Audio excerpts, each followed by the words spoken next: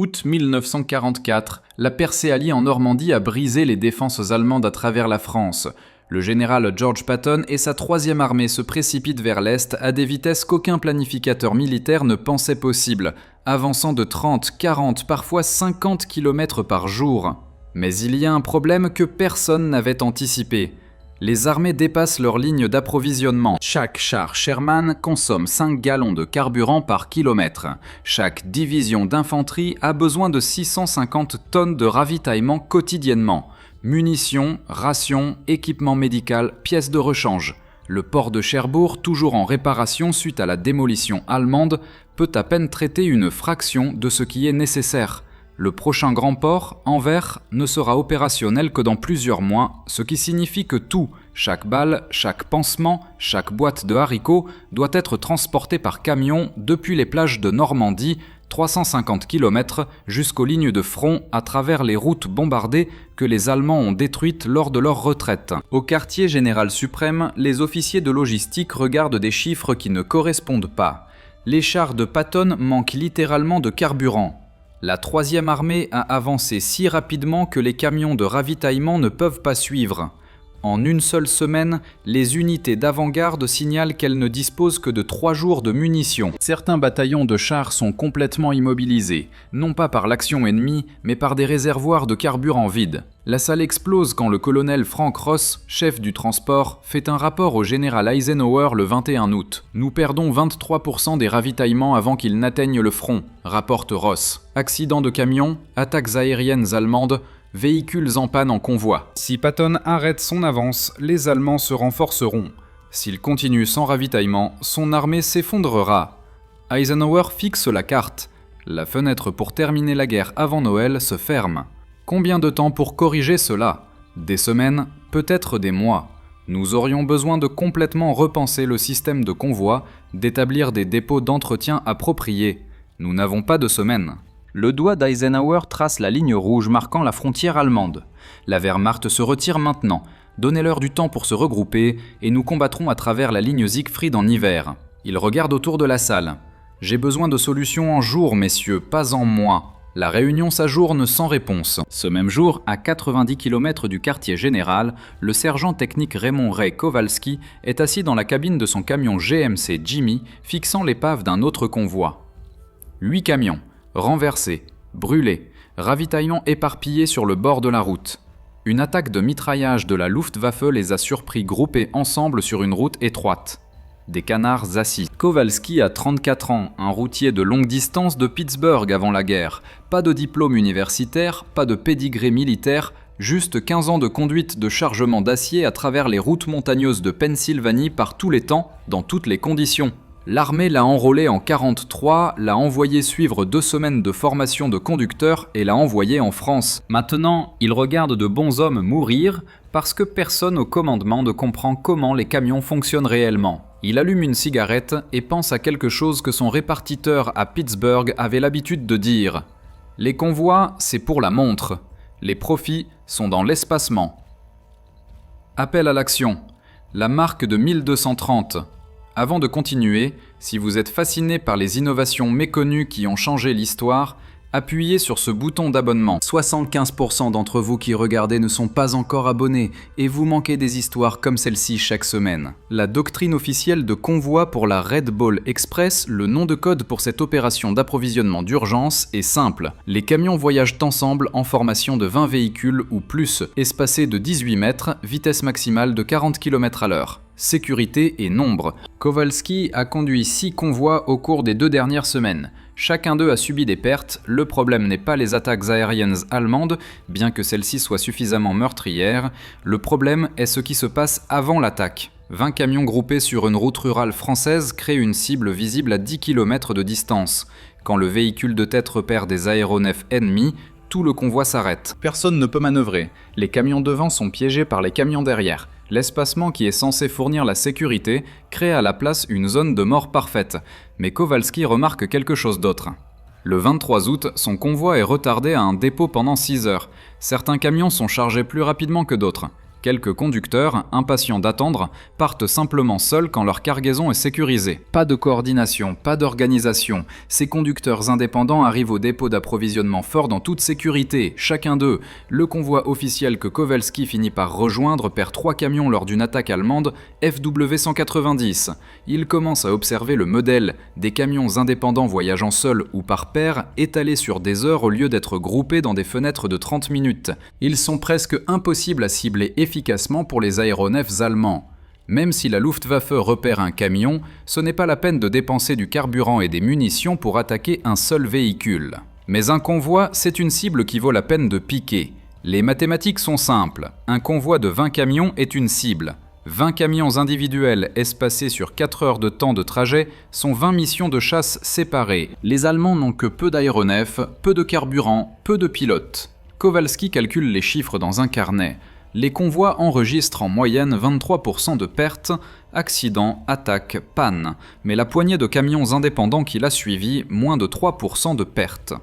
Le 25 août, il apporte son carnet à son commandant de compagnie, le capitaine Dennis Hayes. « Monsieur, je pense savoir comment réduire nos pertes d'approvisionnement de 90%. » Hayes regarde le chauffeur de camion, debout dans sa tente, combinaison poussiéreuse et main tachée d'huile, et dit les paroles qui résonneront dans la logistique militaire pendant les 80 prochaines années. « Kowalski, tu es un sacré chauffeur de camion. Laisse les tactiques aux gens qui sont allés à West Point. » Le rejet officiel de l'armée arrive par écrit. Le capitaine Hayes transmet la proposition de Kowalski dans la chaîne de commandement avec une note. Un homme de troupe suggère d'abandonner la doctrine de convoi. Je recommande le renvoi. La réponse du quartier général du bataillon est immédiate. Les procédures de convoi sont basées sur la doctrine militaire établie. Les opérations de véhicules individuels créent des lacunes de communication, éliminent le soutien mutuel et violent le protocole tactique. Proposition rejetée. Kowalski lit le mémorandum et rit amèrement. Protocole tactique. Il conduit des camions depuis que ses officiers d'état-major étaient au lycée, et ils lui font la leçon sur les opérations de véhicules. Mais il n'abandonne pas. Le 27 août, il s'adresse au lieutenant-colonel Martin Burgess, l'officier adjoint des opérations du corps du transport. Burgess écoute réellement pendant 10 minutes avant de secouer la tête. « Ray, je comprends votre logique, mais savez-vous ce qui se passe si j'envoie des camions individuellement et que l'un d'eux tombe en panne ? Pas d'escorte, pas de soutien. Les conducteurs bloqués en territoire hostile. » Burgess tape sur la carte. Ces routes sont toujours remplies d'unités allemandes contournées. La sécurité des convois n'est pas seulement une question d'attaques aériennes. Monsieur, avec tout le respect, nous perdons un quart de nos ravitaillements dans des convois qui sont censés être sûrs. Je vais prendre mes chances seul. Ce ne sont pas seulement vos chances, c'est la propriété de l'armée, c'est du matériel stratégique. La voix de Burgess s'adoucit. Écoutez, j'apprécie l'initiative, je le fais vraiment, mais ce n'est pas une compagnie de camionnage en temps de paix, c'est des opérations militaires. Il y a des raisons pour lesquelles nous faisons les choses d'une certaine manière. La salle explose quand Kowalski essaie de présenter ses données lors d'un briefing des conducteurs le 28 août.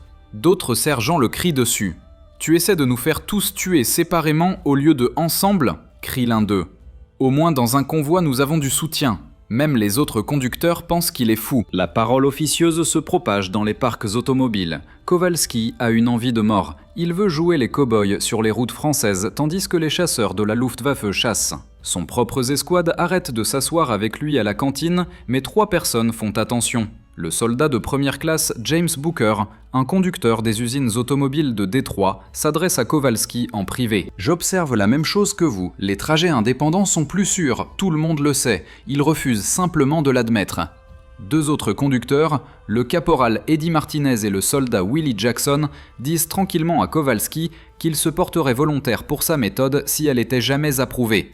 Cela n'aura pas d'importance.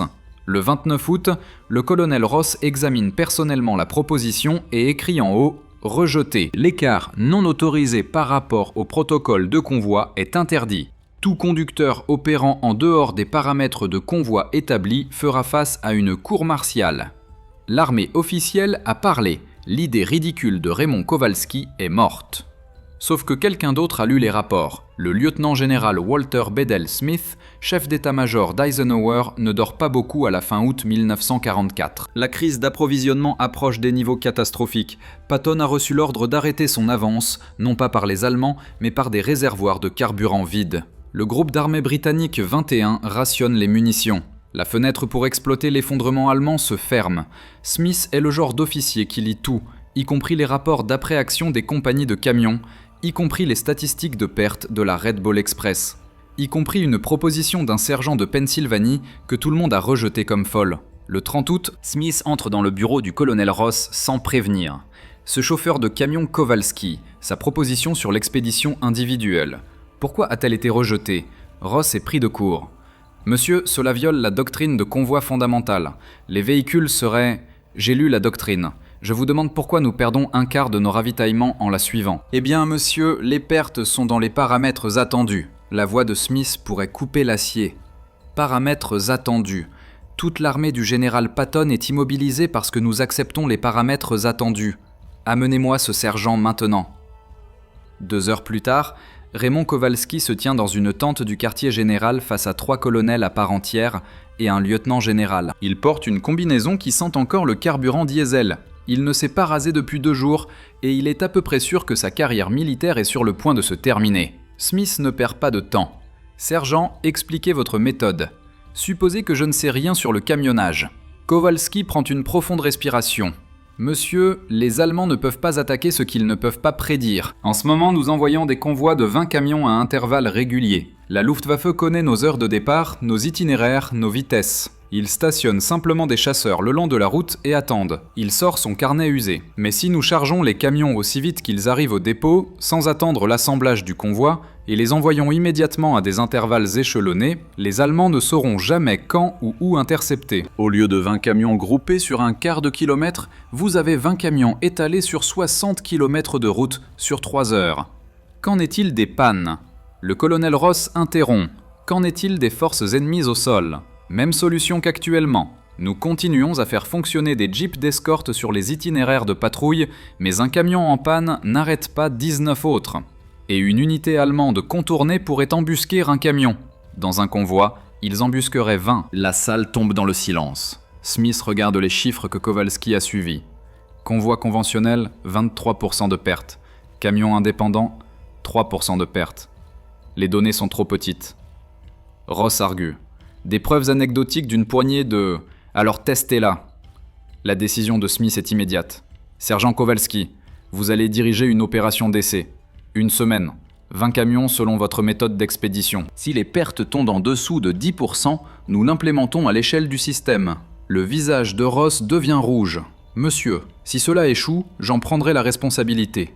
Mais si cela fonctionne, et que nous ne l'avons pas essayé, cet échec est aussi le mien. Smith regarde Kowalski. Vous avez votre chance, sergent. Ne la gaspillez pas. 1er septembre 1944. Kowalski se tient au dépôt d'approvisionnement d'Alençon, regardant 20 camions arriver pour le chargement. C'est son test, sa seule chance. S'il échoue, des hommes meurent, et il passera le reste de la guerre à la prison militaire. S'il réussit, il pourrait sauver des milliers de vies. La méthode de convoi traditionnelle fonctionnerait comme ceci. Les 20 camions attendent que chaque véhicule soit chargé, généralement 4 à 6 heures. Ensuite, ils partent ensemble en formation espacée de 18 mètres, roulant à 40 km à l'heure. Temps de trajet vers les dépôts d'avant-garde, 14 heures. Temps total de l'arrivée à la livraison, environ 20 heures. La méthode de Kowalski est radicalement différente. Le premier camion finit de charger à 6 heures du matin. Il n'attend pas. Tu es parti. Route 7, vitesse standard, opération indépendante. Le conducteur semble nerveux mais acquiesce et roule immédiatement. Le deuxième camion finit à 6h18. Vas-y. Troisième camion à 6h33. Vas-y. Au lieu qu'un convoi parte à midi, Kowalski expédie 20 camions entre 6h du matin et 11h du matin. 5 heures de départs échelonnés. Ils sont étalés sur 90 km de route à tout moment, voyageant à des vitesses optimales selon les conditions, plutôt que des formations fixes. Ils changent aussi les vitesses. Au lieu de la marche obligatoire de 40 km à l'heure du convoi, il dit aux conducteurs expérimentés « Roulez à une vitesse sûre. Vous connaissez maintenant ces routes. Si vous pouvez faire 60, faites 60. Si c'est 50, c'est 50. » Les observateurs du corps du transport sont horrifiés. Le adjoint du colonel Ross continue de noter les violations, dépassement des limites de vitesse, pas d'organisation de convoi, Opération de véhicules individuels en zone de combat, mais quelque chose de remarquable se produit. Les camions commencent à arriver au dépôt d'approvisionnement d'avant-garde plus rapidement que n'importe quel convoi ne l'a jamais fait. Le premier véhicule atteint le dépôt de la 3e armée à 18h30, 12h30 après le départ, 90 minutes plus vite que la moyenne des convois. Le dernier camion arrive à 8h45 le lendemain matin. Les 20 camions livrent leur cargaison. 0 perte, 0 attaque, une panne mineure, un pneu crevé que le conducteur change lui-même et continue sans retarder personne d'autre. La Luftwaffe allemande repère bien 3 des camions de Kowalski pendant la course, mais intercepter un seul camion nécessite qu'un chasseur se détourne de la patrouille, chasse une cible et dépense des munitions pour un gain minimal. 2 pilotes ne se donnent pas la peine. Le 3e fait un passage de mitraillage, manque et retourne à la base plutôt que de gaspiller du carburant en poursuite. Deuxième jour, 20 autres camions, 19 livraisons réussies, un accident, un conducteur s'endort et s'écrase, mais c'est une perte de véhicule unique, pas un carambolage multicamion comme les accidents de convoi causent. Taux de perte 5%. Troisième jour, 22 camions, 22 livraisons, 0 perte. Au 5e jour, même les colonels sceptiques regardent les statistiques avec incrédulité. La méthode ridicule de Kowalski réduit les pertes d'approvisionnement de 23% à moins de 3%, une réduction de 90%, et les camions transportent des cargaisons plus rapidement que quiconque ne l'aurait pensé. Le 7 septembre, le général Smith émet l'ordre. Toutes les opérations de la Red Ball Express adopteront immédiatement les protocoles d'expédition individuels échelonnés tels que développés par le sergent technique Raymond Kowalski. La transformation se produit presque du jour au lendemain. À la mi-septembre, l'ensemble de la Red Ball Express, près de 6000 camions, a abandonné les opérations de convoi traditionnelles. Les dépôts chargent et expédient les véhicules en continu 24 heures sur 24. Les camions partent toutes les 3 à 5 minutes au lieu de se masser en formation vulnérable. Les statistiques sont stupéfiantes. Au cours des 8 dernières semaines des opérations de la Red Ball Express, de septembre à novembre 1944, les pertes d'approvisionnement ont chuté à 2,7%. La vitesse de livraison augmente de 32%, la quantité d'approvisionnement atteignant la 3e armée de Patton et d'autres unités de première ligne plus que double. Les rapports d'après-action allemands capturent leur frustration. Un commandant d'escadron de la Luftwaffe écrit en octobre: les camions d'approvisionnement alliés fonctionnent maintenant sans aucun schéma prévisible. L'interdiction de véhicules individuels est une utilisation inefficace des ressources aériennes limitées.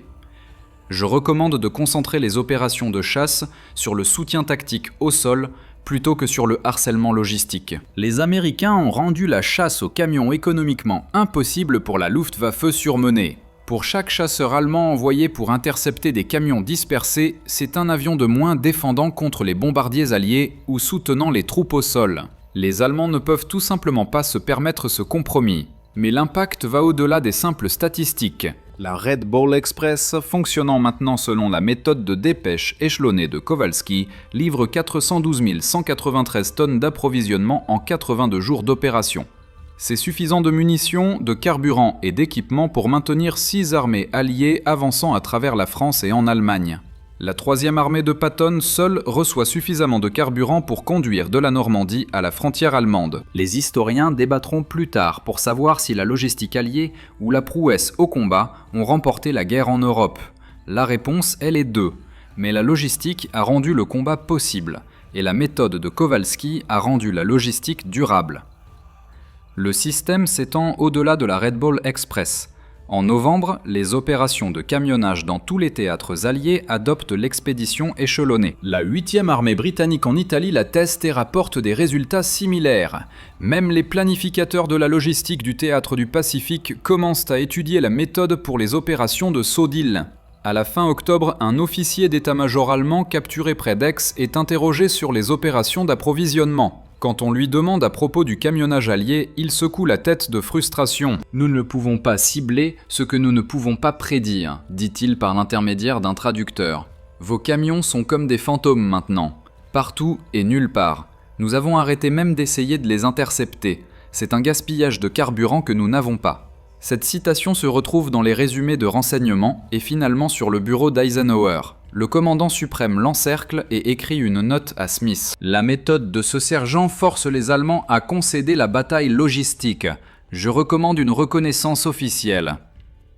Le 18 novembre 1944, 2 jours après la fin officielle des opérations de la Red Ball Express, le sergent-chef technique Raymond Kowalski reçoit la médaille de la Croix de bronze pour service méritoire exceptionnel en soutien des opérations de combat. La citation mentionne spécifiquement ces méthodes logistiques tactiques innovantes qui réduisent considérablement les pertes d'approvisionnement et améliorent l'efficacité opérationnelle. Raymond Kowalski retourne à Pittsburgh en 1946. Il retourne à conduire des camions, le même travail qu'il avait avant la guerre.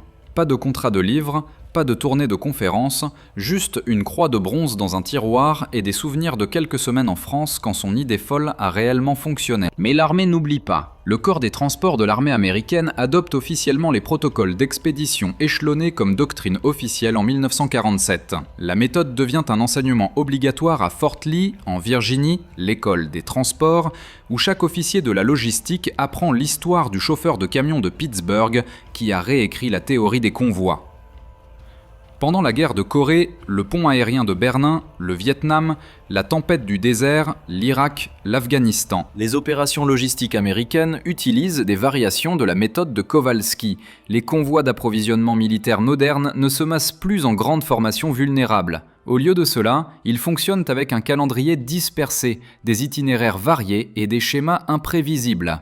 Le principe a évolué avec la technologie. Les camions militaires d'aujourd'hui ont le suivi GPS, la communication par satellite et les systèmes de coordination cryptés. Mais le concept fondamental, rendre les efforts d'interdiction de l'ennemi économiquement inefficaces en dispersant votre empreinte logistique, reste exactement ce que Kowalski a découvert dans un carnet en regardant les convois brûler. L'industrie du camionnage civil en a aussi appris.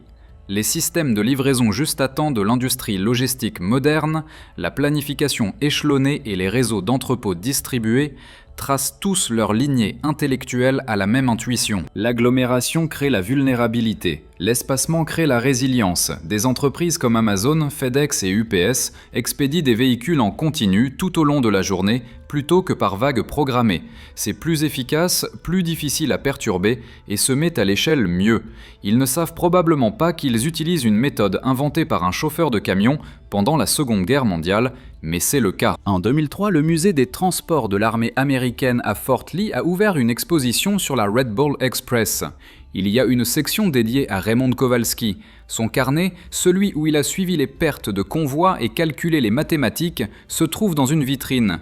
À côté se trouve une photo de lui, debout à côté de son camion GMC Jimmy, une cigarette à la main, ressemblant exactement à ce qu'il était, un chauffeur de la classe ouvrière qui comprenait sa profession mieux que les experts. La plaque indique « Parfois, les meilleures innovations ne viennent pas des commandants ou des théoriciens, mais des personnes qui font réellement le travail ».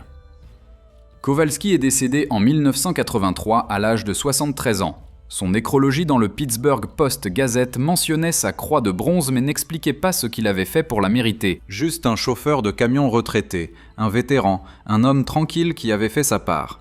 Mais dans chaque cours de logistique militaire enseigné aujourd'hui, dans chaque dissertation sur les opérations d'approvisionnement de la Seconde Guerre mondiale, dans chaque analyse de la façon dont les Alliés ont soutenu leur avance à travers l'Europe, il y a une note de bas de page sur le sergent qui a prouvé que parfois, l'idée la plus folle est juste la vérité que personne ne voulait entendre. Sa méthode n'a pas seulement réduit les pertes d'approvisionnement de 90%, elle a changé la façon dont le monde moderne déplace tout, de l'équipement militaire au colis de consommation. Toujours utilisé aujourd'hui, toujours sauvant des vies, toujours rendant le travail de l'ennemi économiquement impossible. Tout cela parce qu'un chauffeur de camion de Pittsburgh a refusé d'accepter que les convois soient le seul.